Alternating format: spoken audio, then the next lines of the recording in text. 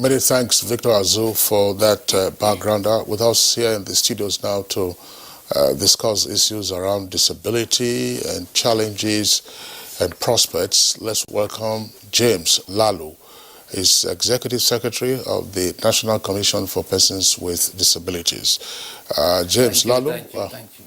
Pleasure to have you with us on the program this morning. Thank you. We also have with us in the studios Ekaite Umar. She's the President, Joint National Association for Persons with Disabilities. Ekaite Umar, pleasure to have you with us on the program. Thank you so much for having us. Thank you.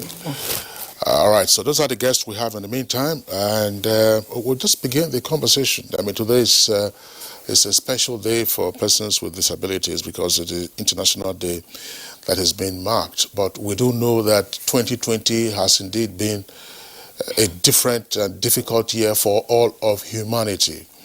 And for persons with disabilities or disability, what exactly is this year's theme out to achieve in terms of focus and in terms of celebration?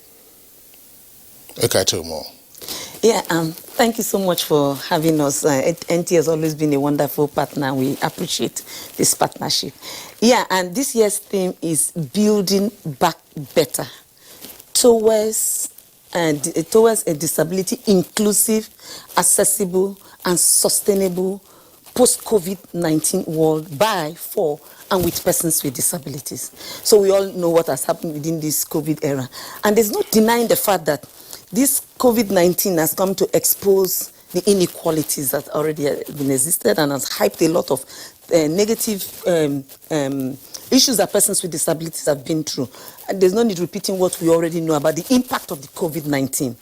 So the whole essence of discussing of the theme for this year's celebration is that as we begin to think through building back societies, how are we responding in a way that is taking into consideration the issues of persons with disabilities? So it's like you have a structure and wasn't too strong and you're pulling it down, you're starting from the scratch. So we don't want to be an afterthought. We are engaging the process now and saying, as beginning to build back, you're doing some kind of economic intervention. How are persons with disability included in this thought? You know, there's no denying the fact, again, that we have been disproportionately affected in terms of health, socioeconomic consequences. So what does it translate to us? So the message, clear message is that as we are building back, we are here. And we don't just want you to build back for us. We want to build with you and want to be part of the process so that we can all achieve some kind of universal access for, services and development issues, even as we move on. Well, thank you so much for that, opening shots. And of course, let me start by rather continue by congratulating you guys today for having come this far. It's a good thing that you've come this far in trying to really address some of these issues. And this day is one of the days you look at in order to see to it that their problems are solved and prospects are really addressed. Lalu, let me talk to you about this theme, and that's talking about building back better. That's just the crux, building back better. If you're going to really build back better with inclusiveness, better with trying to make you, part of the society, better in addressing your problems, how do you see this better as a word in trying to make you move forward, beginning now? Thank you so very much. You see, sincerely speaking, when you look at this COVID-19 is something that have affected the disability community in Nigeria very, very negatively. And as a government, what I see here is, that the National Commission for Persons with Disabilities was established within the COVID-19 problem in Nigeria. So the commission was established, I think, about 3 months ago. And the effort by the government in establishing the commission is a response to addressing most of these challenges. During the COVID-19 issue that was happening in Nigeria, what I come to understand was that before my appointment, I was having a Plateau State government. So all the relief materials and other effort by the Federal Ministry for Humanitarian Affairs that was sent to all the 36 states of the Federation. I was a member of the palliative committee in Plateau State. So when the letter came in, when you look into the letter, the minister wrote the letter to every governor, and we saw the letter for Plateau State governor. And in that letter, directly she made it very clear the persons with disabilities are priorities in the distribution of these palliatives. So up there from there, what we did as a committee was to make sure that we mobilize persons with disabilities in all the 17 local governments in Plateau State to reach out to them and provide these palliatives to them. Now, we are now getting back. After the post-COVID-19, now we are trying to build back a better society for everybody. There is a saying that a society that is accessible for persons with disabilities is a society for all. Everybody is going to benefit from it. And when we talk about persons with disabilities, it is not only restricted to us. You see us that the disability are very physical like this. Even you here that you wear glass before you read your paper, you are our member. You are part of us. So the disability committee. I can see you and I can read. Okay. So in all this we can say first of all. So in all this we can say first of all, the effort of the President of the Federal Republic of Nigeria, President Muhammadu Buhari, in establishing the National Commission for Persons with Disabilities, is trying to bring back the disability community in Nigeria to become a major stakeholder in every discussion in Nigeria today. Again, when you bring into this now, what we are trying to do as a community is very, very soon, I think in the next 1 week or two, we are going to bring all our major stakeholders, our leaders. Here is my president here. That was why when I came here, I bowed to her because we elected her as my president. Before if I misbehave to her now, she will go and suspend me from the association. So in all this, what we see here today is our effort. We will bring all our leaders, we will sit down next week. And in next week when we sit down, we will come up with the perfect plan for rebuilding the disability community in the post-COVID-19 era. And I am very, very sure Mr. President is going to assent to our request. When you look at what he is doing for the youth, when you look at what they are doing for the women, they move around sharing some money for women to kick up their businesses. There are a lot that are happening today. There is this COVID fund today that they are working on it. So most of these things here, we need to observe and look specifically where the interests of our people. Because in planning a program, we must make sure that our people are involved. That is why we say nothing about us without us. So in this case here, we are going to convene a meeting next week with all our leaders. We will sit down, discuss it very clearly, come out with specific areas, what we need as a community, and we are going to package this to our minister, we'll forward it to the president, and we are very, very sure that things will come up better after this. Again, when you look at it, the commission was established just recently, and immediately after our appointment, I was just surprised how top government officials keep calling, pushing, and making sure that we are part of the 2021 budget.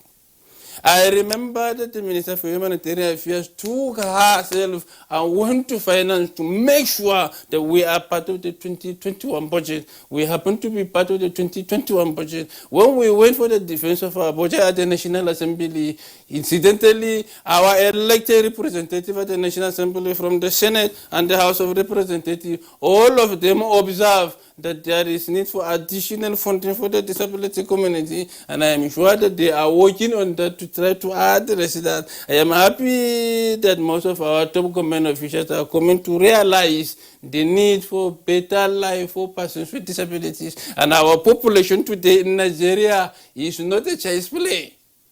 Because we are over 31.5 million persons with disabilities in Nigeria. If you bring this population together, how many states are you going to bring them together now for them to be able to beat our population? That is why we say that the population of the disability community in Nigeria is a constituency of consequences. Because anybody today, if you want to be a president, if you want to be a local government chairman, the best way for you is to first go and meet the disability community. That is why I always consider President Mamadou Buhari as a wise person, because in 2015 he addressed the disability community, and then yes, in 2015 he addressed the disability community in Lafia. He brought the disability community and told them that he is going to be president and that he is going to make sure that he addresses their needs. So in that area alone, when he does that, one, the prayer of the disability community is a strong prayer. It is a strong prayer. Again, our vote was counted because we voted for him. And then when he came in, the promise he gave to the disability community is that he is going to assent to their bill. And then when he assented the bill, he's going to establish the commission. When he made that promise, before 2015, before this 2019 general election, he assented to the bill. He fulfilled that promise. The disability community all over were very, very happy. That was why for us in the party sometimes, we find it very easy to arrange campaign to penetrate through our people. So in that case, after the election, now he gave us the commission. Now that simply means he gave the key for persons with disabilities to open and drive their destiny to their cause. Congratulations. James Lalu, of course, is the Executive Secretary of the National Commission for Persons with Disabilities. Just to let you know, this is not intended, but you can see there's an interpreter, who is using sign language to communicate not just with him, but also with our other viewers who probably will have hearing challenges. So James Lalu, would like to thank you very much. We're still having you on the program. Ekaitomo, let's bring you in again. I mean, quite a very interesting perspective provided by James Lalu. Well, it's talked about, we'll come back to other issues, but something that has always engaged our attention on Good Morning Nigeria is how to better manage our entity called Nigeria. So what James Lalu has been talking about has been the focus again on the federal government.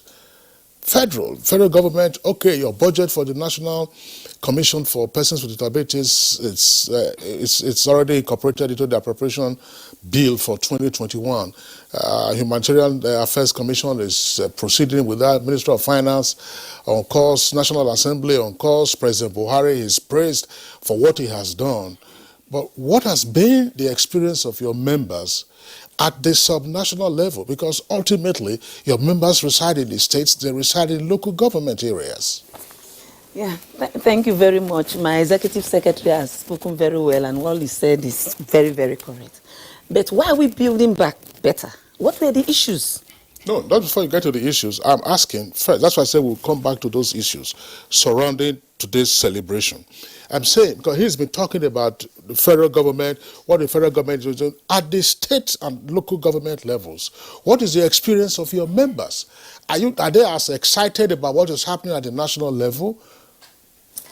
Yeah, please permit me to connect it with the issues, because there must be some kind of action to be for us to have a reaction. Take the question. Yeah, I'm going to come back to all of those, and we will unpack all that he has said. So what were the issues? Why are we building back better? Because not until we understand where we are coming from and have a clear sense of direction, we may lose focus at some point in time. So President Mohamed Buhari has done so well. Yes, everyone is talking because I think he clearly understood the issues. Remember that the focus for building back better is to strengthen institutions so that they can provide for persons with disabilities. And not until you understand disability issue as a development issue, as a human rights issue, then it will not reflect in what you're doing. So we see disabilities as a standalone thematic issue and a cross-cutting issue, meaning in agriculture, I should show up. In health, I should show up. In education, I should show up. And that is it, because we're not like a separate community that is hidden somewhere. We are natural part of society. So the issue here is, how do you open up, universal access, so that as you're planning maybe for education, and my education is also included. And so if you don't have that clear understanding, then the problem will begin to start. Now, President Mohamed Buhari understood this, and clearly we are happy that he's doing it at the state level. What is the understanding? Do we see disability from a charity perspective where we should be grateful that they're even talking to us? That is it. And so because at the subnational level, they have different understanding of what disability issue is all about, then they're treating it from that perspective. Something from the welfareism point of view. And so a day like this, we all gather, plenty rice to eat, good clothes, and after that, what next? Do we understand how to mainstream disability issue and across all development sector? Those are the critical questions we should be answering. And who are those responsible for this? Are the institutions ready? Do we have policies, clear programs that when you're doing it, you say, okay, this is the disability component, yeah, we get them in. We're talking of the survivor funds, and I'm happy I was called severally to saying that, oh, there's this survivor funds, and so we want persons with disability are into trade and all of that, and how do we include them? Those are the kind of thinking we are looking at. Now there's going to be reformation of the health sector, both the soft and the hard part. Where is the disability component in this? Before post-COVID-19, did we have accessible healthcare system? And now that we are building back, how are we going to make sure that we build back better in such a way that persons with disability will have clear access to healthcare system, education? Look at the education. During the time of post-COVID-19, there was a lot of e-learning. How many persons with disability were able to access that platform digitally? So these are the kind of issues that we need to be looking at. So if I come back to answering your question, it is different as subnational, and it varies. And it varies from the perspective for which you're looking at disability and understanding disability. So if you see it as a tokenism, and that's something that, oh, they are here, you should be grateful. And what we begin to push is like we are troublesome. Because you're ignoring me, and I don't want to be ignored. I'm saying I'm here. So I think it's about time we sat down to understand the perspective that, first of all, they are human beings. And we are, I don't think, when you say 200 million, we are included, isn't it? Mm-hmm. So how are we benefiting as citizens from it? And if there are barriers stopping us from benefiting, our eyes should be collectively working to remove those barriers. So building back better is addressing those barriers and making sure that we are part of decision-making process. A lot of us are intelligent and smart enough to sit at the table. Ask us what we want. You have a kid that is 5, 10 years, you take him out to the market, you will say, I want this. No, daddy, I don't want this. I mean, if a child like that can make it, why would you want to make decision for us? We are saying we want to go into the parliament. We want the political space to open up. Those are the issues. And we're here. We want to contribute to nation building. You know how much Nigeria is wasting for ignoring the 15% of our population? Now we have the National Commission, which we are all grateful. We are going to be flooding that place from where we can begin to make our voices heard. In narrating the variegated experiences at the state level, could we be a bit more specific to say, all right, we know 1 or 2 states or 3 states that have the right mental approach to issues of disability, regarding it first, as you have indicated, as a human rights issue, and then also a development issue, and this is what they have done, rather than viewing it from the charity perspective, oh, we have given appointment to 1 or 2 persons with disabilities, X, Y, Z. Which are those states, if any, or local governments that are already mainstreaming disability issues and matters into the governance framework? Absolutely. It might be very difficult for me to judge if I don't have a benchmark like a criteria to put that in boxes now. But I will start by saying that any state that now has a disability law at the state level, thumbs up. You're going in that. It means you recognize we are here. And there's a legal framework that will direct your operations. So for those states everywhere in the country that you now have a subnational law addressing the rights of persons with disability, we say thank you. So those are the first states we'll look at, because now we have something to engage with. We can say, okay, the law says this, and we can enforce our rights if being violated. But if we just leave it open, it will be neither there or there. And if I begin to name states, or this state will say, okay, I did inclusive education, or I did a bit. Just to be very, very fair to everyone, do you have a piece of law, a legal framework addressing the issues of persons with disability at the state level? If you don't have, well, no matter what you're doing, thank you, but you're not there yet. Can't you borrow from the Disabilities Absolutely. Act, which is a federal law? They should domesticate, trickle it down. I don't know what anyone is scared of. But I think there's no scare there. I think you as you are the joint president. Yes, sir. Which means you are all over this country. You should be all over this country, Yes, sir. including the executive secretary, Yes, because it's he said Noga. so. It's Noga. And we are thinking that you, in your own capacity, should melt down to the local government level. Get there and then see how they are really faring. Are they really coping up with the standards at the national level, at your own level? You have presidents and whatever at that level. How are they moving up? We shall get down to that. Absolutely. But let me talk to the executive secretary here. James Lalu, if we look at what she said, and we're against the background of this year's theme, which is building back, towards a disability, inclusive, accessible, and sustainable post-COVID-19 world. Disability, it's more or less like a human rights issue, as you said. It's also a public health issue, I must say. And it's also an issue that concerns almost everybody, as he said. You said nothing about us without us. Now, in trying to address this issue and trying to get this very theme out, what do you have on the table for governments in this country in order to work with in trying to address these structural issues and structural inadequacies? Thank you so very much. You see, disability as a human rights issue it is the best approach today. And when you look into this, the coming into the National Disability Act is a response to this. It is the respect of the federal government for the dignity and right of persons with disabilities in Nigeria.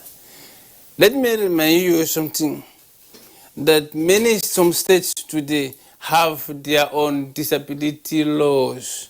It starts with Plateau State. Plateau State already have this law since 2005. Wow. That is why today when you look at this issue of disability rights for us, we look it as the governor of Plateau State, Barrister Simon Bakolalong, remain a pace setter in this issue. Because in 2005, when he was Speaker of the Plateau State House of Assembly, he championed this. And when he championed this, I can tell you that the starting and the finishing of the bill process and the passage into a law in Plateau State was done in less than 6 months. That was to show how interested he is. Then the then governor of Plateau State also assented to it. Joshua Chibi Darie, he assented to it into a law. Today we have this law. You can see that some states, Lagos, have the same law. When you look into this, just recently, the Minister for Humanitarian Affairs, we met with her, she wrote letters to Zamfara State Governor requesting for this law. And I can tell you that just yesterday or day before yesterday, I saw on TV that the Zamfara State House of Assembly, the bill at the Zamfara State House of Assembly is in its 30 reading. Okay. This is success. Yeah. Then she also talked directly to the governor of Gombe State. She told him about this bill and other things, and the governor of Gombe State promised that the Gombe State are going to do this. I was personally in Kano to remind the government of Kano State so that the bill our people push to the House of Assembly, they pass it. We want the governor to constitute the commission. Now, today, as we are talking with you now today, I want all of you here to join hands with me to remind the governor of Nasarawa State that this bill has been passed already. Then governor signed it into a law. We are begging the Nasarawa State government to constitute our Nasarawa State Disability Rights Commission. When you look into this, there are other states. Right now, we are building our bill. The national chairman of the All Progressive Congress, Alajime Malabuni, also his state, have passed their own. He is now on the process to sign it into a law in Yobe State. So from there, you see now this bill already is in process in Niger State. And I am building up, we will go to Niger State to go and meet the governor of Niger State to beg him to consider our people and bring out this law so that our people will have that law, so that we can have the right. We are also pleading with Kaduna State governor, so that he can do a lot of this about this. You see, the Kaduna State governor, when he was minister for FCT here in Abuja, you can see all the roads he made. There are pedestrian walkways separately. These pedestrian walkways are what we refer to it as accessibility ways. These are where our persons with disabilities are supposed to move on their own wheelchairs along that path. If you come without this, our people on wheelchairs will be competing with vehicles on the main road. That is suicidal. So we did a better thing when he was here. We want that law in Kaduna State to come up. We are pleading with all the governors. We will find a way to meet up with them, to plead with them, so that once we have this, it is going to strengthen the National Commission for Persons with Disabilities to reach out to persons with disabilities through the state commissions to the local governments. Over 80% of our people live in the rural areas. They are not here in Abuja. Only a small number here in Abuja. If we say today we are going to address those in the cities, we are not going to do anything. Our focus must go to the rural communities so that we can be able to build back better and stronger. Because without reaching out to the rural communities, everything will lie here. When you bring palliative, you share in Abuja here. You bring other things, you share at the state capital. You finish with our executive people with disabilities. In the cities already, they do not have these challenges, do not have this problem. But when you go to the rural areas, our people, because of lack of wheelchair alone, somebody cannot go to school. We are wasting a potential local government chairman. We are wasting a potential president. We are wasting a potential governor. We are putting a potential scientist who might have been able to have invented the COVID-19 vaccine in Nigeria. You see? So when you see, as my president was saying here, we say, all persons with disability, we have a lot of brilliant and intelligent people with disabilities. Today you can see some our people, blinds, are lawyers. They can go to court and defend you when you have either criminal or civil issues. Today, we have many of our persons with disabilities who are medical doctors. Now I am here in Abuja. If I feel fever now, I have my doctor who is a person with disability. He is injured. I will call him now. When we call him, my wife will interpret for me. I will tell him what I am feeling. He will send me a prescription. Once he sends prescription, I will buy it. I will become stronger again. Now with this, when you look at this, our people are very, very smart and intelligent. All we need is the opportunity. Give us the opportunity, the world will see how smart and intelligent persons with disabilities are. So when you say there is ability in disability, we must have the opportunity to prove it. You know, James, I mean, we can have you for the next couple of hours along with Kaite Umo. Very interesting issues that you are raising, and we're still going to have you while the program is on. Just tell us, because earlier you mentioned that Governor Simon Lalong is a champion in this respect, that in 2005, as Speaker of the Plateau House of Assembly, that was when the Disabilities Law was passed in that state. And obviously, before your appointment as Executive Secretary, you were working for the Plateau State government. What has been the experience of persons with disabilities in terms of their issues being mainstreamed by the Plateau State government, either one as a human rights matter and other as a development matter, so that from that experience others might learn? Before my appointment as Executive Secretary, I was the Executive Chairman of the Plateau State Disability Rights Commission. And I can tell you how we work in Plateau State. The governor ordered every ministry, agencies, and parastatals to come in. Every program government is doing, you must include disability community in it. And in this way, you can see most of the high-ranking committees in Plateau State today, when they are being set up, you must see a representative person with disabilities in these committees. The governor will personally query the SSG to make sure that persons with disabilities are involved in the committee. That is why you see, when this COVID-19 came in, the committee, there, persons with disabilities were involved in it. I can tell you, in his first tenure as a governor, Governor Lalu made an appointment of 8 persons with disabilities at the state level. Today, as I am talking to you today, he have already approved appointment of special assistants all over, and we have more than 17 from the disability community. They have started pitching up their appointment letters. They are representing each of the local governments. So they have started pitching up their appointment letters. This is a way to give them the opportunity, the license, and the key to make sure that they intervene and put their mouth in government business. So that any commissioner or any head of any agency that is doing any program, you don't include persons with disabilities, governor have already given you the appointment letter, have already given you that you go and challenge him and make sure that you are included. And I can tell you that anybody who does not include persons with disabilities, once the governor gets to hear it, he is going to react. And up to today, when we text the governor, he will respond to us. When we have challenges and we text him and tell him this, at many instances, he will respond to us and send it to that places. You see, even if we come to this pilgrimage and all that things, persons with disabilities in Plateau State are still enjoying their own allocation. Every year, they keep going to pray for the governor first, then pray for Plateau State, then pray for Nigeria.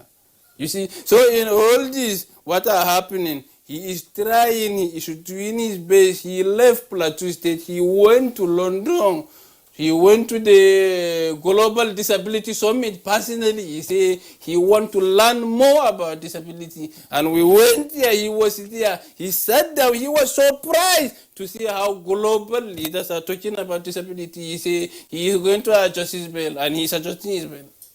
You see, so in this area, we want all of the states. Today, he is chairman of the Northern Governors Forum.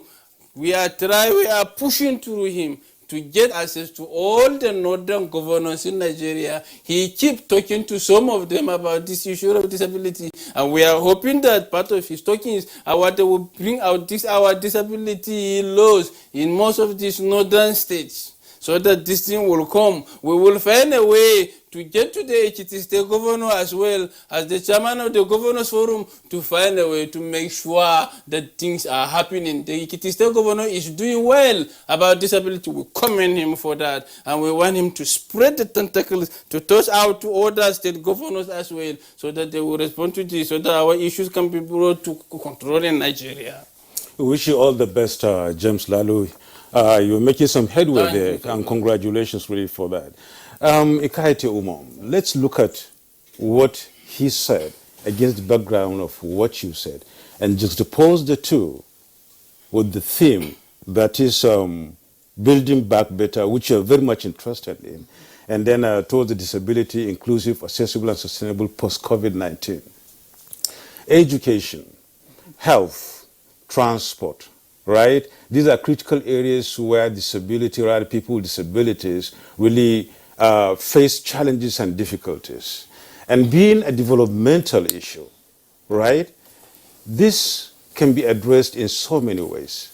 We don't know how far you've gone in trying to see to it that this infrastructure or that structural, inadequacies are being addressed. How do you intend to, make stakeholders, government, and all other people, including private sector, look into this and then move forward as you build back?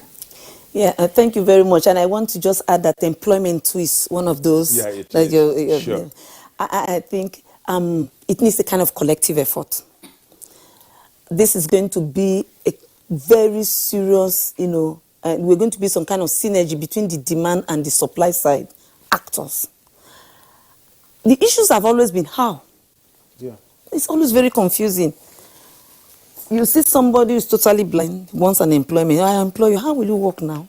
That has been it. And we need to really unpack that. So these are policy issues. Let me take employment, for example. Go ahead. You have this blind chap. who is educated and wants to get employment, you employ the guy. And he knows his ways of communication, maybe he has to interact with the computer, he needs a software, a screen reader. So what kind of workplace policy do you have in place that addresses the issues of persons with disabilities? Workplace policies. Right. Because right. we have to be very practical. We can be very emotional about disability discourse. Yes. We get so emotional with discourses, and everybody's, oh yeah, And that is why I'm asking Then the after question, that, really. goodness, it fades The away. policies and Yes, the we have to be very strategic. Yeah. I'm like a technocrat. I hope one day I'll become a politician. But before I become a good politician, and I'm learning so fast from my executive secretary, because all that he has said is correct. And now for us to create that leverage now. So you have this blind person. In your budget, you don't have budget for accessibility. And he needs a computer to be able to function. And you say, okay, blind person, sit there, I've given you a job. And a lot of them, intelligent lawyers were telephone operators. Can you imagine? Because they didn't have the facility to work, and they didn't understand the fact that they could work differently. So accessible communication. So then you have to maybe get the laptop. No, there's a software that you get. You build a cost into it, and you give this, and you allow him to function. Right. You're a wheelchair user. You have brought me, and you give me employment on the 3rd floor. No lift, no ramp. And you say, I've employed you. How do I assess that opportunity? So carefully, we need to understand various kinds of impairment and how that might interact with the barriers that we may face at different workplaces and address them within policy level. We need affirmative action. We'll be screaming, hey, I want to be a politician, yes, but honestly, we've been crowded out of political space. And so if we don't have that affirmative action that says, I reserve X percentage of persons with this slot for persons with disability to participate, then I'll be there shouting. Election is election. And like the executive secretary have said, we have good numerical strength. And we boast about it during elections. And so you want to win, then talk to us. Because there's nothing like a disabled vote. When we vote, you Vote is lovely. you cut it. So you see us coming up very strong and say, hey, talk to us. And politicians do talk to us around that time. So we are trying to engage. And after the election, they may not even want to say, but we'll keep engaging that. So we now hold them to account after the elections. How might we, technically put these things in place so that where the demand and the supply side meets and we can solve this thing together? From us as persons with disability, how much of this knowledge do we have to constructively engage the issues? So that when we show up, we're saying, thank you very much, sir, we like what you're doing, but these are the clear issues. Instead of just shouting, I'm being discriminated, I've been discriminated, and everybody's getting confused. How? So for me, I think we need clear strategic work plan that addresses this issue in a very, very constructive way. So we get the technocrats together, who does the thing. We get the politicians together, who will bring the resources. Because even after we have finished screaming, that might not happen. Ekai Moth, thank you very much. I just, still on this point that you're talking about, breaking the mental barriers and having a societal reorientation. And that's where I would like James Lalu to also come in, probably amplify your point. James, while you were talking about Governor Simon Lalong going to London to attend an international meeting with regard to persons with disabilities, understanding the ways, I just remember that during the administration of Tony Blair, there was a minister who was visually impaired right from birth, David Blunkett. David Blunkett served as education secretary, that's to say the minister. He also was in charge of pensions and home security. So that's high profile, cabinet rank, and he was visually impaired. I used to see him on television being led by his dog. But here we are, and this is one of the issues that, unfortunately, we as politely as we can state this, Nigeria doesn't care so much for the vulnerable. In the sense that, look, we're still in a rat race, survival of the fittest. If we were to see somebody who is struggling to walk because of that disability. Nigerian, well, in the moment of tension and all that, Nigerian, please, I beg come on for road, make person waka, you disturb us here. Exactly. We are familiar with this. The same way, I mean, she was talking a while ago about, look, you want a job, I give you a job on the 3rd floor. No ramp, no lift, how do I get to the 3rd floor? You say people will get leg, you never even go 3rd floor, now you look for work here. Exactly. How, from your experience and indeed on your job now, do we begin to address the larger society to recognize that, look, there is power in your numbers, and that, look, listening to the two of you, and indeed as you will listen to several other persons who have so-called disability, these are very brilliant human beings whose talents ordinarily should be tapped and brought into the mainstream for development purposes and indeed for overall happiness of all.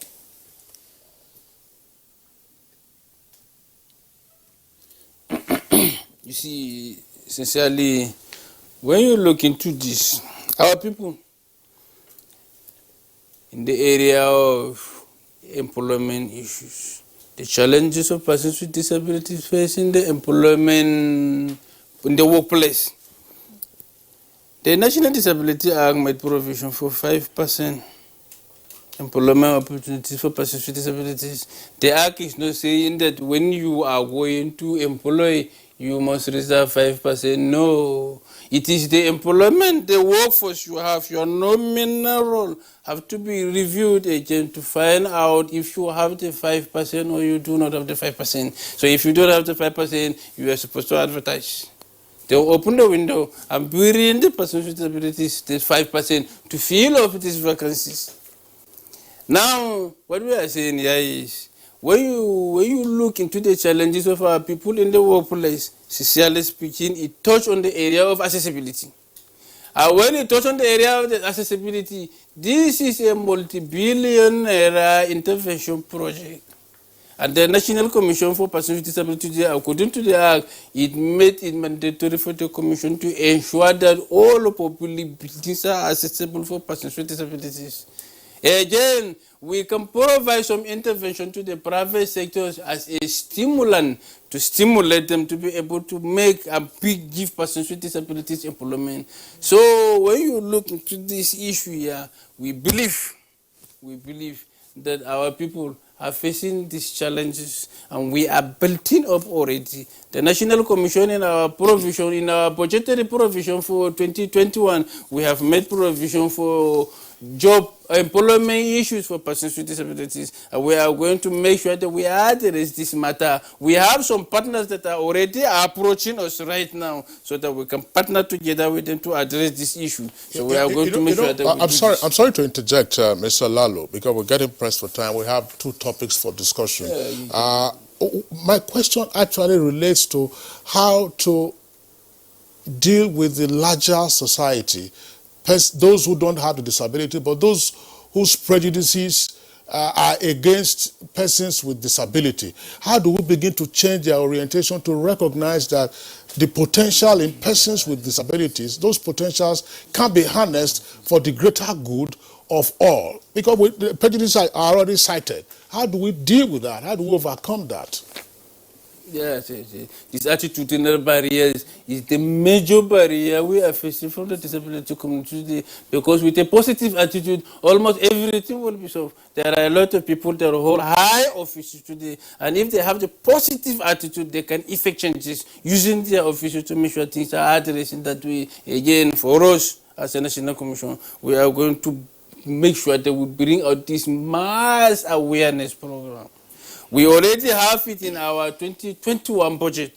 And apart from our budget, we have many international organizations that are approaching us to partner with us to make sure that we achieve this. Awareness is one of the most critical and most important things. We must create awareness right from the top level down to the rural communities. That is why already, as we are talking with you, we are already planning a workshop already for the National Assembly. We are already working on that area. We are pleading with the Speaker of the House of Representatives to come up with House Committee on Disability. this House Committee on Disability, because when you see these disability issues, when you look at it from the developmental angle, it touches different areas, education, health, and all that is. We need this committee to be able to integrate disability into the role of other committees in the place. So we are going to make sure that we have this House Committee immediately. When they give us this, we will train them, expose them to everything about disability so that they will know it. When we start from there, our budget will have some sense. Okay. When we start from there, other areas will have some sense. The policies, the laws, they keep passing there every day. Sometimes they are passing some, they are coming back to us as a barrier. Okay. So when we address that from there, we will address the policy from that angle. The Federal Executive Council, our minister said next year, we must organize a workshop for all ministers.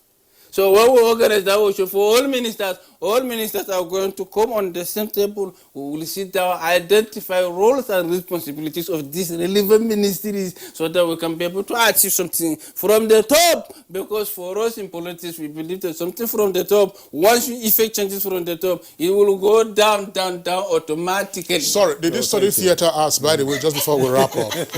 We're rounding up anyway. But many thanks. Did you study theater arts? Well, we thank you so much, James Lalu, Executive Secretary, National Commission for Persons with Disabilities. It's our pleasure to be here. Thank you so much. Thank you. Congratulations for having this day. Ikaite Umo, I will give you only maybe 30 seconds to talk to your people across this country. Just 30 seconds. Anyway, just to tell persons with disability, happy celebration today. Please be happy, take this team and run with it.